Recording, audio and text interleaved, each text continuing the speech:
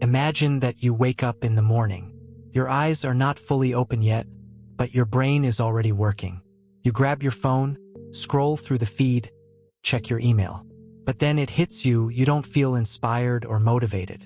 Everything feels flat, dull. Why can't you move forward even when all the circumstances seem perfect for success?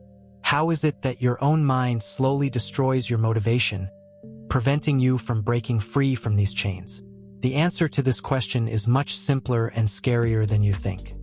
You've always thought that motivation is something that comes from the outside, suddenly, or when external stimuli appear. You listened to inspiring speeches, read books, watched motivational videos. But all of that is a lie. It's only a temporary illusion. Motivation does not depend on what you listen to, or even on what you read. Motivation is the product of your habits, and your mind has long since learned how to create the kind of habits that block it. You think you control your mind? You're wrong. Imagine a situation. You decide that today you'll start doing something important. Maybe it's working on a project or exercising. But as soon as you begin, a thought appears, I'll do it tomorrow. And there you are again, postponing everything. This isn't just laziness. It's your brain cleverly deceiving you. Your habit of procrastination is not accidental. Every time you postpone something important, you give your brain the signal that delaying is safe. The brain gets used to that thought, and next time, it will resist action even more. This is the frame of procrastination. Why does your mind do this? Because the brain is not just an organ that solves problems. It reacts to emotions, to feelings of safety and threat. When you need to do something important, your brain immediately starts searching for threats to avoid stress. But instead of facing the threat, it deceives you. It whispers, do it later, you'll be more prepared, you'll feel more confident. Yet here lies the paradox. Every delayed action increases your insecurity. The more you postpone, the stronger the inner fear grows, and that fear begins to control your behavior. Your motivation is not something that comes from outside.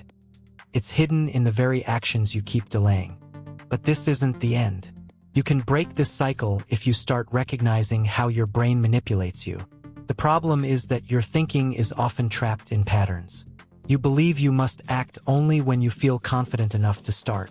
That belief, in turn, gives your brain an excuse to postpone everything until the perfect moment.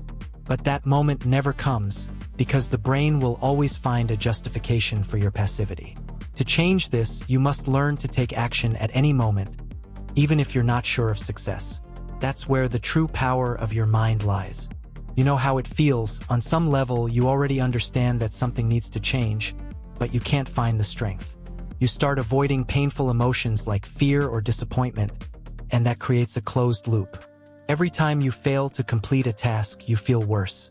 And next time, you try even harder to avoid that feeling. But once you accept that mistakes and failures are part of the process, you begin to break the cycle. Understanding this is your inner freedom. Fear will no longer dictate your actions, and motivation will arise the moment you start acting, not waiting. It all comes down to one important principle. Your brain and its habits control your motivation. But you can change those habits. You can learn to recognize how your mind manipulates your emotions, your reactions, and your decisions. Every action or inaction is the result of your internal dialogue. Your mind is a tool, not a master. You can learn to be the master of that tool. Your motivation will return when you start acting, not when you wait for it to appear on its own.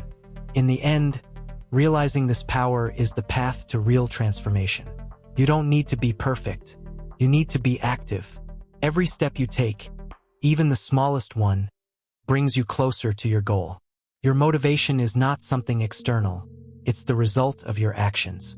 And if you want to get it back, start now, start here, start with what you have. Let your actions become your weapon, and your postponed tasks your enemies. Because you will no longer wait. You will act.